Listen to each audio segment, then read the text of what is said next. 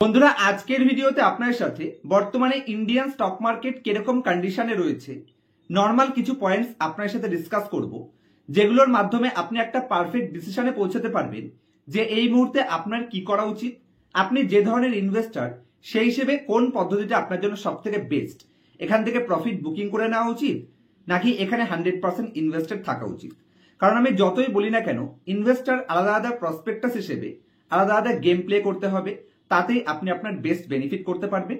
এবং আপনি কোন ধরনের ইনভেস্টর, কোনটা আপনার জন্য সব থেকে বেস্ট, আশা করছি আপনি একটা পারফেক্ট ডিসিশনে পৌঁছে যেতে পারবেন। তো বর্তমানে যদি আমি সর্বপ্রথমে মার্কেট কন্ডিশন হিসেবে ডিসকাস করি, তাহলে ইন্ডিয়ান স্টক মার্কেট বর্তমানে একটা পারফেক্ট পজিশনে রয়েছে। মার্কেটের জন্য পজিটিভ সেন্টিমেন্ট ভরপুর রয়েছে, কিছু নেগেটিভ রয়েছে, সেটা আমি পরে বলছি। আজকের দিনে যদি আমি ইন্ডিয়ান মার্কেটকে দেখি, তাহলে মার্কেট এখান থেকে নতুন হাই বানানোর জন্য যেই যেই সাইনগুলো থাকা দরকার, ইন্ডিয়ার গ্রোথ স্টোরি পারফেক্ট রয়েছে। আমি যদি ইনফ্লেশন ডেটা দেখি, পারফেক্ট পজিশনে রয়েছে।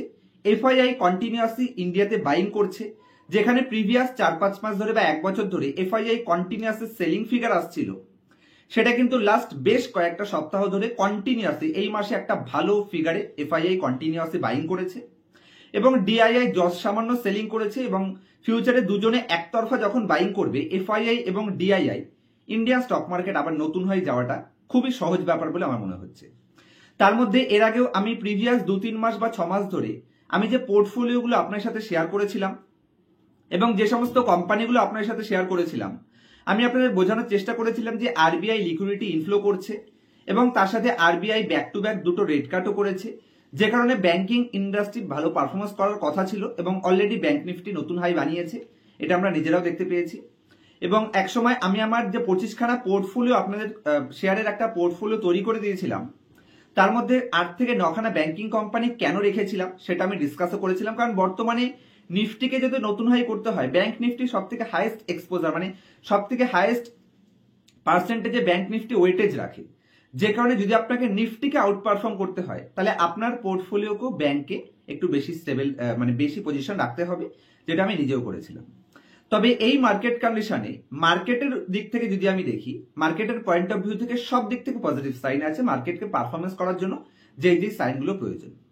কিন্তু এই যে ইন্ডিয়া পাক যে টেনশনটা একদম রিসেন্টলি তৈরি হয়েছে, এই প্রবলেমটা যত তাড়াতাড়ি সলভ হয়ে যাবে, আমার মনে হয় ইন্ডিয়া স্টক মার্কেট ভবিষ্যতে কোন দিকে যাবে সেটার একটা পারফেক্ট দিশা করতে পারবে। তবে মার্কেট লাস্ট কয়েকটা ট্রেডিং সেশনে যে হিসেবে কন্টিনিউয়াসলি উপরের দিকে র্যালি নিচ্ছিল, এর মাঝখানে সত্যি একটা পজ আসা খুবই ইম্পর্টেন্ট ছিল। এই নেগেটিভিটিটা মার্কেটের জন্য পজিটিভ। এরপরে মার্কেটের এই শর্ট টার্ম প্রবলেমটা যত তাড়াতাড়ি সলভ হয়ে যাবে, এখান থেকে মার্কেট আবার একটা নতুন হাইয়ের জন্য প্রস্তুত হবে। সবসময় মাথায় রাখবেন, যদি মার্কেট কন্টিনিউয়াসলি খুব ফাস্ট উপরের দিকে র্যালি নিচ্ছে, তাহলে সেই র্যালিটা কখনো সাস্টেইন করে না। কিন্তু যদি একটু ধীরে সুস্থে র্যালি নেয়, সেই র্যালিটা অনেক বেশি দিন সাস্টেইন করে। তো একতরফা র্যালির মাঝখানে এই যে নেগেটিভিটিটা এসছে, এটা অ্যাকচুয়ালি মার্কেটকে কারেক্ট করবে এবং আবার স্ট্রং ইনভেস্টরদের লোয়ার লেভেলে অ্যাকুমুলেট করতে হেল্প করবে এবং এরপরে আবার একটা বড় র্যালির জন্য প্রস্তুতি নেবে। বরঞ্চ এখানে ভয় না পেয়ে আমি মনে করি একটু স্টেবল পজিশনে নিজের মাইন্ডকে সেট আপ করুন। ভবিষ্যতে বড় প্রফিট ডেফিনেটলি মার্কেট আপনাকে দিতে পারে, কারণ একতরফা র্যালি কখনো সার্ভাইভ করে না, সাস্টেইন করে না। এর মাঝখানে একটা পজ আসা যতটা দরকার ছিল। হ্যাঁ, অবশ্যই যদি এটা আরো বেশি বেড়ে যায়, তাহলে সেটা হয়তো নেগেটিভ হতে পারে।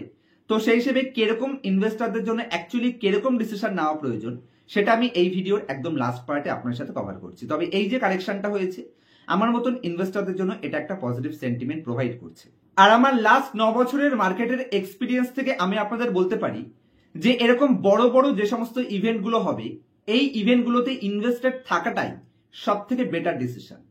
কারণ এই ইভেন্টগুলো অ্যাকচুয়ালি মার্কেট যতটা নেগেটিভ ভাবছে, কোনো কারণবশত যদি সেরকম নেগেটিভ না হয়, তাহলে ডোনাল্ড ট্রাম্পের ট্যারিফের পরের দিন যখন ডোনাল্ড ট্রাম্প বাউন্স ব্যাক করলেন, তখন মার্কেট কিরকম একতরফা র্যালি নিল বটমের থেকে দেখেছেন। তো এটাই আমি বলতে চাইছি যে আপনারা ইনভেস্টেড থাকুন। মার্কেট যেটা ভাবছে যে ইন্ডিয়া পাকিস্তানের হয়তো যুদ্ধ হতে পারে, যদি কোনো কারণবশত এটা ডিলে হয়ে যায় অথবা কোনো কারণবশত এটা ধামাচাপা পড়ে যায়, তাহলে কিন্তু মার্কেট আবার উল্টো দিকে চলতে পারে। যেই লেভেলে আজকে ভ্যালুয়েশনে কোম্পানিগুলো পাচ্ছেন, সেই লেভেলে আর মনে হয় 6 মাস বা 1 বছর বা নেক্সট 2-3 বছরে ধরতে পারবেন না। তো সেই হিসেবে সব থেকে বেটার ডিসিশন হতে পারে এই লেভেলে অন্ততপক্ষে ইনভেস্টেড থাকুন। যে কোনো বড় বড় ইভেন্টগুলো মাথায় রাখবেন অ্যাকচুয়ালি মার্কেট ডাউন সাইড খুব কমই দেখায়।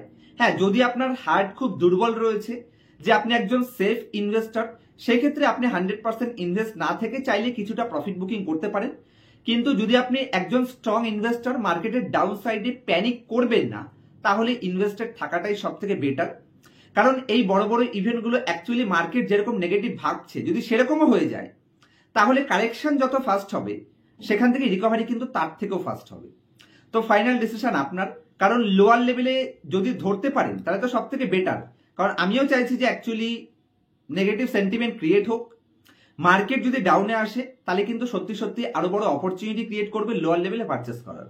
কিন্তু কোনো কারণবশত যদি মার্কেট যেটা ভাবছে সেটা না হয়, তাহলে কিন্তু নেক্সট 2 বছর এই প্রাইসে আর শেয়ারকে ধরতে পারবেন না।